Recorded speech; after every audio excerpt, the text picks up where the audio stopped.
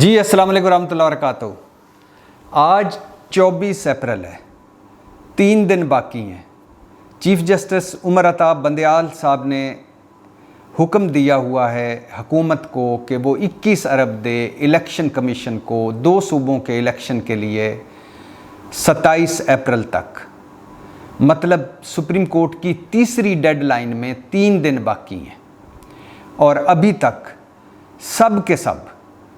حکومتی سیاستدان P D M حکمران یہ کہہ رہے ہیں کہ الیکشن نہیں کروائیں گے، ہم نہیں مانتے سپریم کورٹ کے فیصلے کو، ہم آئین کو نہیں مانتے،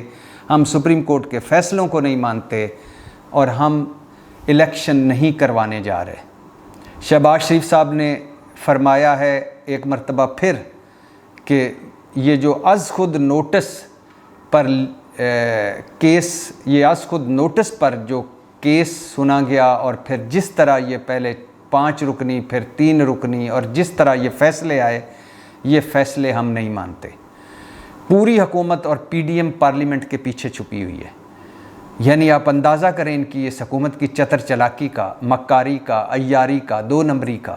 کہ شہباز شریف اور وفاقی کابینہ منظوری دے دیتے ہیں کہ 21 ارب دے دیں الیکشن کمیشن کو،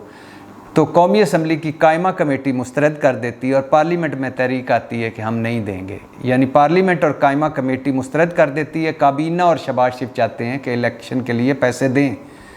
تو چتر چلاکی یہ ہے کہ اگر سپریم کورٹ توہین عدالت لگانا چاہے تو شہباز شریف اور کابینہ کہے بھولا منہ پکا کر کے، بھولا سا بن کے، ہم نے تو پیسوں کی منظوری دے دی تھی، یہ پارلیمنٹ ہے جس نے نامنظور کر دی ہیں۔ کبھی ایسے ملک میں ہوا ہے کہ جو حکمران جماعت ہے، پی ڈی ایم ہے، سارے ممبران صرف پارلیمنٹ میں ان کے بیٹھے ہوئے ہیں، سب ان کے ہیں؟ تو کبھی ایسا ہوا ہے کہ شہباز شریف اور نواز شریف اور مریم نواز یا مسلم لیگ یا مولانا یا زرداری صاحب یا پی ڈی ایم یا وفاقی کابینہ کسی چیز کی منظوری دے، اور پارلیمنٹ کی کیا جرت؟ یہاں تو غلام بیٹھے ہوئے ہیں، غلاموں کے غلام بیٹھے ہوئے ہیں، پارلیمنٹ کی کیا جرت کہ وہ نامنظور کر دے یا مسترد کر دے؟ تو یہ چتر چلاکی تھی توہین عدالت سے بچنے کے لیے، پارلیمنٹ کو سپریم کورٹ کے مقابلے پہ کھڑا کرنے کے لیے۔ اور میں نے پہلے بھی کہا تھا کتنا عجیب و غریب ملک ہے، کتنا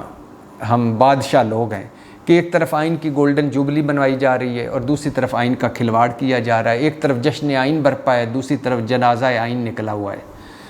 تو 3 دن رہ گئے ہیں۔ اب 26 تاریخ کو شہباز شریف صاحب نے بھی اے پی سی بلائی ہوئی، اپنی سارے جو حکمران اتحاد کے سارے سیاستدان ہیں وہ بھی بلائے ہوئے ہیں، سراج الحق صاحب کی بھی کوششیں ہیں کہ وہ بھی آل پارٹیز کانفرنس بلائیں۔ تو یہ 24، 25، 26 3 دن بڑے اہم ہیں اس حوالے سے کہ کیا سیاست ہماری اور سیاستدان مل کر کوئی ایسا حل نکال سکتے ہیں کہ سپریم کورٹ مزید بے بھرم ہونے سے بچ جائے، مزید ہمارا جو اخلاقی بحران ہے، یہ بے اصولی بحران، غیر اخلاقی بحران، اور یہ جو شرم اور بے شرمی کا ایک بحران ہے، یہ کوئی ختم ہو سکے۔ تو 3 دن سیاستدانوں کے بعد ہیں، اس کے بعد سپریم کورٹ کیا کرے گی؟ کیا انتخابات ہوتے تو 14 مئی کو نظر نہیں آ رہے، کیونکہ رانا ثناء اللہ صاحب بھی کہہ چکے ہیں کہ انتخابات نہیں ہوں گے، الیکشن کمیشن کہہ چکا ہے کہ انتخابات ہوئے 14 مئی کو تو انارکی پھیل جائے گی، اور حکمران اتحاد نہیں کروانا چاہتا الیکشن، اور الیکشن چھوڑے مذاکرات پر کوئی نہیں بیٹھنا چاہتا۔ مولانا صاحب تو بالکل ہی انکاری ہیں، وہ کہتے ہیں کہ جس نے عمران خان نے ملک کو دیوالیہ کر دیا اور جس عمران خان کو ہم سیاستدان ہی نہیں مانتے، اس کے ساتھ کیوں ہم بیٹھیں؟ مطلب کہ مریم نواز گروپ بھی نہیں بیٹھنا چاہتا، اور مولانا صاحب بھی نہیں بیٹھنا چاہتے، زرداری صاحب اور پیپلز پارٹی کوشش کر رہی ہیں، گونگلوں پہ مٹی جھاڑ رہی ہے، فارمیلٹی پوری کر رہی ہے کہ سارے مل کے بیٹھیں، سراج الحق کوشش کر رہے ہیں، اس کے علاوہ بیک ڈور مذاکرات بھی ہیں۔ تو 3 دن باقی ہیں۔ سپریم کورٹ کی تیسری ڈیڈ لائن جب نہیں پوری ہوگی، جو کہ نظر آ رہا ہے نہیں ہوگی، تو پھر کیا ہوگا؟ توہین عدالت لگے گی، لگنی چاہیے، شہباز شریف پر لگنی چاہیے، وزیر خزانہ پر لگنی چاہیے، وزیر داخلہ پر لگنی چاہیے، اور وزیر دفاع پر لگنی چاہیے۔ انہوں نے جتنا آئین کا کھلواڑ کیا، آئین کا مذاق بنایا، سپریم کورٹ کے فیصلوں کا مذاق بنایا، پارلیمنٹ کا مذاق بنایا،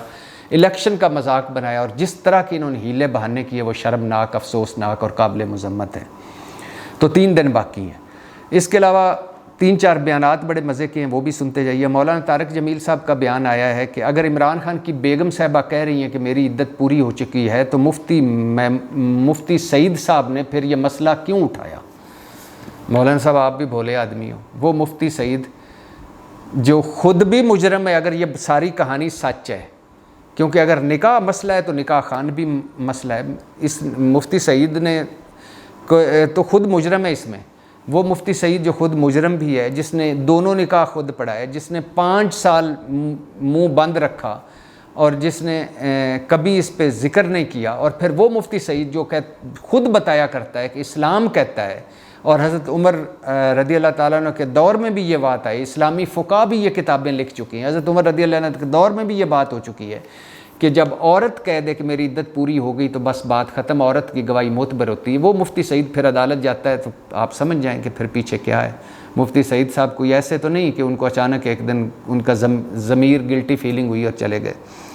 دوسرا، عمران خان صاحب نے کہا ہے کہ پی ڈی ایم انتخابات سے بچنے اور اقتدار میں رہنے کے لیے ملک کا ستیہ ناش کر رہے ہیں، یہ ہر ادارہ تباہ کر دیا ہے، سپریم کورٹ کے خلاف منظم سازش کے تحت منظم مہم چلائی جا رہی ہے، اور اگر الیکشن نہ ہوئے تو یہ پاکستان سری لنکا بن جائے گا۔ اور عمران خان صاحب نے ایک اور بھی بڑا کہا ہے کہ میں روسی صدر سے جب ملا تو روسی صدر نے مجھے بتایا کہ انہوں نے روس میں 3000 مساجد تعمیر کی اور روسی صدر کی ایک بیگم مسلمان بھی ہے۔ میرے لیے بھی بڑی عجیب سی بات ہے۔ خیر، اور عمران خان صاحب نے یہ بھی کہا ہے کہ اب روایتی اور مفاداتی سیاست نہیں، نظریاتی سیاست شروع ہو چکی ہے۔ اچھا، پھر اس کے علاوہ ایک عاطف میاں ہیں، ہمارے ماہر معاشیات ہیں، دنیا میں ان کو بڑی عزت کے نام ان کا لیا جاتا ہے، عزت کی نظر سے دیکھا جاتا ہے۔ یہ وہ تھے جن کو عمران خان نے اپنی معاشی ٹیم میں ڈالا، لیکن پھر پتہ چلا کہ یہ احمدی ہیں، مرزئی ہیں، تو پھر ان کو نکال دیا گیا۔ انہوں نے ایک بڑی دلچسپ بات بتائی، انہوں نے کہا کہ اگر آپ گوگل پہ جائیں، ٹرینڈ پاکستان پہ جا کے سرچ کریں تو جو چیز سب سے زیادہ پاکستانیوں نے پچھلے 1 سال میں سرچ کی ہوئی ہے وہ ویزا ہے۔ یعنی ان کا کہنے کا مقصد یہ ہے کہ جہاں پاکستان کی سرکاری کمپنیاں بدترین ادارے بن چکی ہیں اس ملک، اس خطے کے، جہاں ملک اور قوم کا ستیہ ناش ہو چکا ہے، جہاں پاکستان اس جہاز کی مانند ہے جو جہاز گرنے سے پہلے وہ جو دم کے بل پہ گھوم رہا ہوتا ہے اس طرح نیچے اور دھواں اٹھ رہا ہوتا ہے، وہاں پاکستان میں ہر کوئی پاکستان چھوڑنے کو تیار ہے۔ اور یہ پہلے بھی خبریں آ چکی تھیں کہ سب سے زیادہ رش ہوتا ہے ان دنوں پاسپورٹ بنانے والوں کے، جس کا داؤ لگ رہا ہے، جس کا جگاڑ لگ رہا ہے، جس کے پاس سیکنڈ آپشن ہے وہ پاکستان چھوڑ رہا ہے۔ یہ حال ہے ان بھکاری حکمرانوں کا جو انہوں نے 1 سال میں اس ملک کا بنا دیا۔ اچھا، اس کے علاوہ رانا ثناء اللہ صاحب کا ایک بیان ہے کہ اگر ہم چاہتے تو عمران خان کے خلاف سزائے موت کے کیسز بھی بنا سکتے تھے۔ رانا صاحب ویسے رہ یہی گئے ہیں، یہ بھی بنا دیں۔ ویسے آپ کو بتا دوں کہ عمران خان کے خلاف 121 کیسز ہیں، عمران خان تو کہہ رہے ہیں 140 ہیں، لیکن اس 121 کیسوں کو لے کر وہ لاہور ہائی کورٹ میں گئے تھے۔ ان میں سے کوئی کیس ایسا نہیں ہے، کوئی دفعہ نہیں بچی جو ان پہ نہ لگی ہو۔ دہشت گردی کے بھی کیس ہیں، قتل کے بھی کیس ہیں، توہین مذہب کے بھی کیس ہیں، بغاوت کے بھی کیس ہیں، کرپشن کے بھی کیس ہیں، اور ممنوعہ فنڈنگ کے، بیگم کے، سیتا وائٹ کا کیس ہے، اور پتہ نہیں کیا کیا کیس ہیں، کتنی دفعات ہیں۔ اور اگر ابھی بھی آپ کا جی نہیں بھرا تو یہ بھی ایک چلا کے دیکھ لیں کہ سزائے موت کا کیس بھی چلا لیں، اور تاکہ پھر اس کے بعد آپ کو ٹھنڈ پڑ جائے ساروں کو۔ اتنے 1 سال میں صرف عمران خان پر 121 یا 140 کیسوں کا ہونا کمال بات ہے۔ ویسے ابھی بھی آپ کہتے ہیں کہ ابھی ہم چاہتے تو یہ بنا سکتے تھے، وہ بھی بنا لیں۔ اور پھر اس کے علاوہ آخری بات یہ ہے کہ حامد میر صاحب نے ایک ٹی وی ٹاک شو میں انہوں نے ایک گفتگو کی جنرل باجوہ کے سابق آرمی چیف کے حوالے سے، جس میں انہوں نے بہت ساری باتیں کی کہ آرمی چیف نے انہیں 2 بریفنگز میں جب وہ گئے، جب جنرل باجوہ آرمی چیف تھے تو انہوں نے اس پہ کہا کہ ہمارے ٹینک، آرمی چیف نے کہا کہ ہم نہیں بھارت سے لڑ سکتے، کہ ہمارے ٹینک نہیں چل سکتے، ہماری یا طیارے نہیں چل سکتے، یا ہم لڑنے کے قابل نہیں ہیں، وغیرہ وغیرہ۔ میں بھی ان دونوں بریفنگز میں موجود تھا، اور میں اب ان سارے دوستوں سے بھی پتہ کر رہا ہوں۔ ہو سکتا ہے، میں نے کہا کہ میری یادداشت کیونکہ کافی پرانی بات ہو گئی ہے، تو ہو سکتا ہے میں نے کہا میری یادداشت میں وہ باتیں نہ ہوں۔ میں ساروں سے پوچھ رہا ہوں، کافی لوگوں نے بتایا ہے کہ میں نے ان سے پوچھا کہ یہ بات ہوئی ہے کہ نہیں ہوئی۔ جنرل باجوہ کا ایک انہوں نے ہمارے سامنے ان دنوں رکھا تھا کہ بھارت کے ساتھ دوستی، انہوں نے مثالیں دی تھیں کہ اگر چین اور تائیوان کی لڑائی ہو سکتی ہے یا برے تعلقات ہو سکتے ہیں، اس کے باوجود تجارت ہو سکتی ہے، بھارت اور چین کی اگر اتنے اب باقاعدہ آپس میں لڑائی بارڈر پہ ہو رہی ہوتی ہے، لیکن تجارت میں وہ ہر مہینے بعد تجارت ان کی بڑھ رہی ہے، تو ہمیں اپنے دروازے بند نہیں کرنے چاہیے، اور ہمیں بھارت کے ساتھ، وہ دشمن ملک ہے، سب کچھ ٹھیک ہے، لیکن تجارت کرنی چاہیے، رستے کھولنے چاہیے۔ دوسرا، مجھے جہاں تک یاد پڑتا ہے، انہوں نے یہ بھی کہا تھا کہ اب وہ وقت گزر گیا جب ہم جا کے مقبوضہ کشمیر آزاد کروا لیں، یا وہ بھارت والے آ کے ہم سے آزاد کشمیر لے لیں۔ اب لڑا تو جا نہیں سکتا، اس مسئلے کا حل نکالا جا سکتا ہے، وہ حل کیسے نکلنا ہے وہ۔ پھر اسرائیل کے حوالے سے انہوں نے کہا تھا کہ اسرائیل پہ جو بھی یہ ڈیبیٹ ہونی چاہیے کہ ہمیں بالکل نہیں، اسرائیل کو میں اس حق میں نہیں ہوں کہ تسلیم کرنا چاہیے یا نہیں کرنا چاہیے، لیکن ڈیبیٹ ہونی چاہیے، اور یہ بھی دیکھنا چاہیے کہ وہ سارے جو عرب ممالک ہیں، وہ جن کا اسرائیل سے کنفلکٹ تھا، اور ہمارا سب سے بڑا جو ہیرو ہے طیب الردوان، وہ انہوں نے سب سے پہلے اسرائیل کو تسلیم کیا، اور آج اسرائیل کے وہ